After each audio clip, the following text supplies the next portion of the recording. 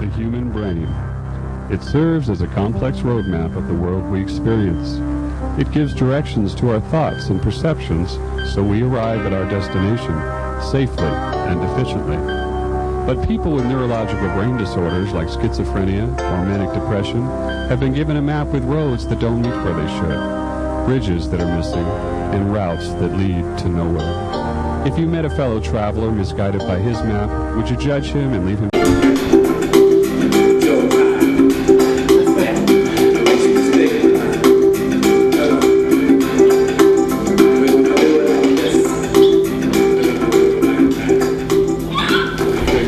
Hi there, I'm Joe Tyler. Are you stressed out, wigged out, freaked out, feeling anxious, angry, or depressed? Want to know how people with real mental health problems learn to cope? Keep it right here and get the latest word from experts in the field like me, Joseph Tyler, a peer counselor at the state hospital, a speaker for the cause for mental health, as well as a state Nevada NAMI president.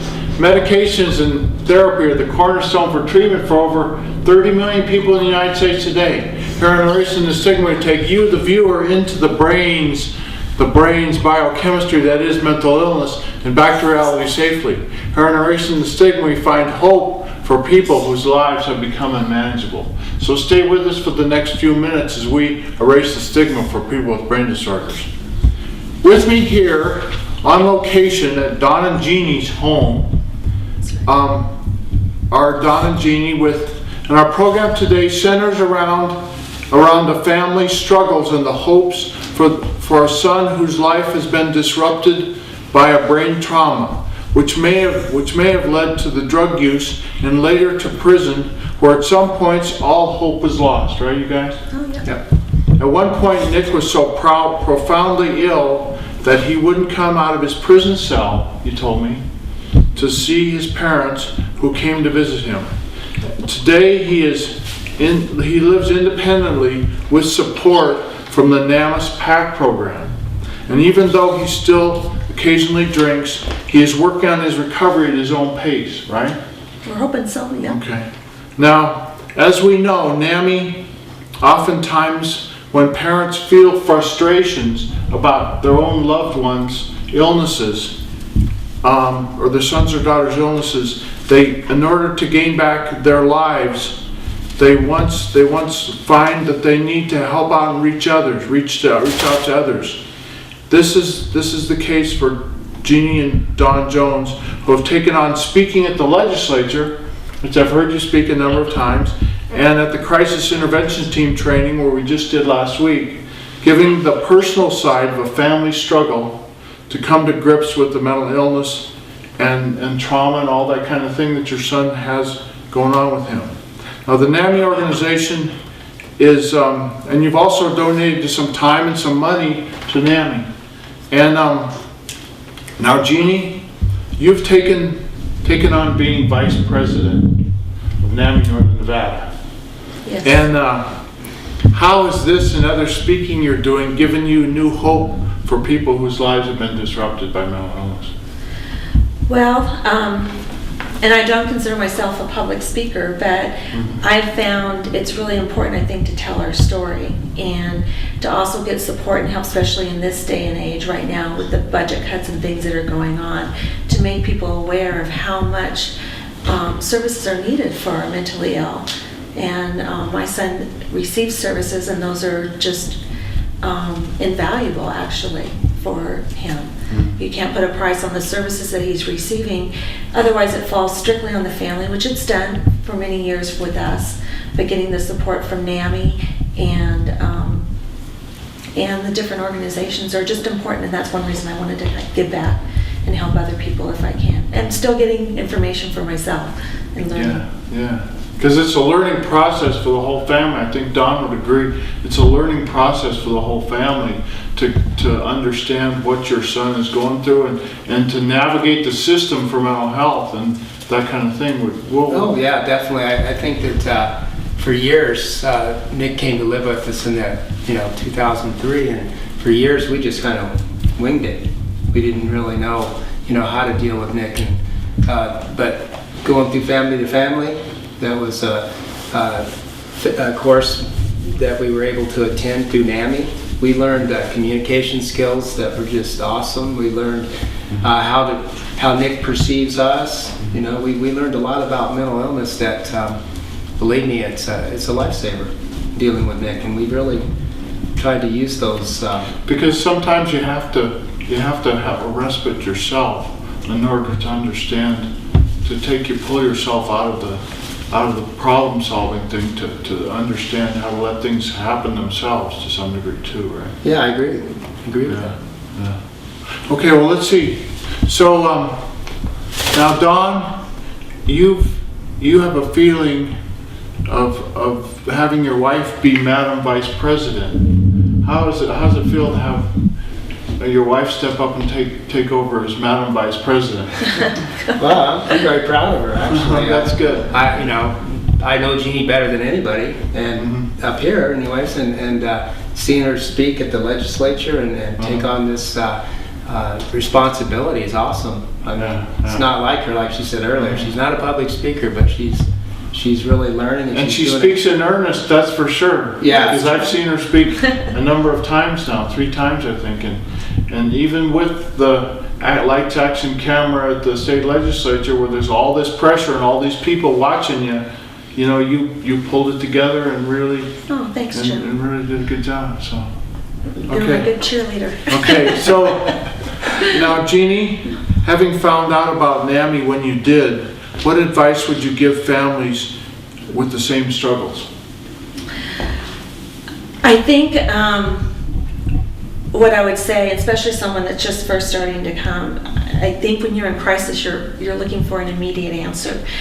And that's what we all want. We want something that's just going to make it better, fix it, and you learn it's a journey. And every day, you know, it's a good step forward, and you just got to keep moving forward. So I think that's mostly it, that come back, what we learn. Every day I learn when we go to NAMI support groups. You learn from all the people that go there what works for them. It doesn't mean it'll work for your family, but it means there is a solution out there for that immediate situation that you have. And a lot of people have great ideas to tell you. And hopefully we can share what we've learned also as we go through. But mostly you're not alone, and that's the main thing. You're not alone, no matter whether your loved one is actually getting support for their condition or not. You know, you need to take care of yourself, and you need to know what your boundaries are and what you're willing to do, and that helps in the groups to work through those situations. So you can see other people struggling with it, like situations that you have, and you can see where you are in relation to them, and not only with regard to the system, but also with regard to your family struggle, you know, your whole overall family struggle. Right. Yeah. And some weeks, you know, it's a great week, and other weeks you need other people there, and some weeks you give support. I mean, it's just kind of, everybody's on their own journey every day, and every week can be different for you. Take the good times and enjoy them, and when you're not having such a good time, try to figure out a solution for that, how to make it better. Yeah, okay. Well, let's get on our halftime, our little halftime show here. I don't know whether we got a chance for Big Moosey. What did you say about a big eagle? Let's see a big eagle, Big Bird. Let's do a big eagle. Big eagle. Come on, turn it on, Big Bird. He said, turn it on, Bird. Big eagle. Big eagle. Big eagle. Is he gonna do it? Go ahead, big eagle. Good. Yeah. He's quite a talent, isn't he? He is. He is He's beautiful too. Big eagle. Big eagle. Oh, there you go. There you go. Okay, obedient one. Obedient one. Obedient one. Come here. Come here. He's a turn it on kind of critter. Obedient one. Come here. Come here. He's a good bird.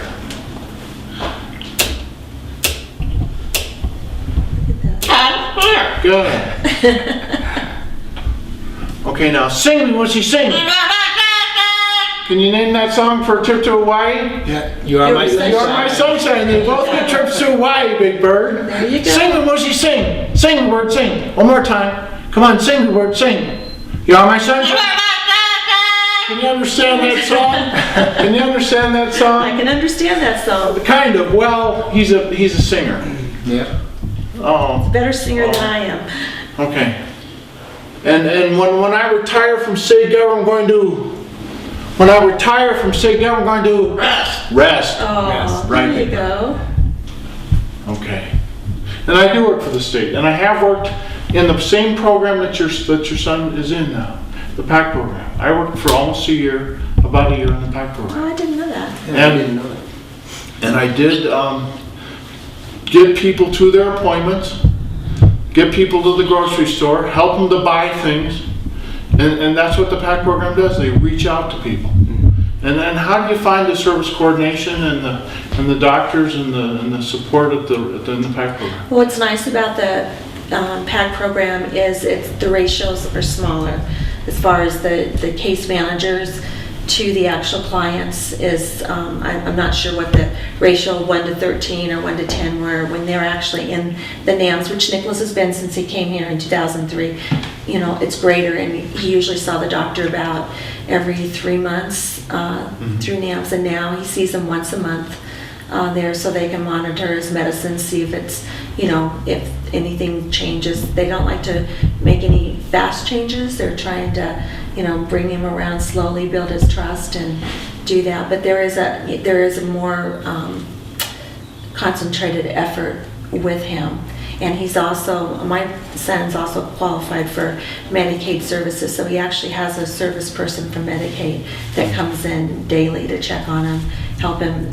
That's the person that actually is helping him with his grocery shopping and doing his laundry. And I didn't know that. So the PACT even has support beyond the PACT. Beyond, yeah, they can, and actually even without being in PACT, I learned that he is eligible, since he has Medicaid, he's eligible for that. Yeah, but because they can allow service to somebody to come in Right. to do activities of daily living kind of stuff. Right.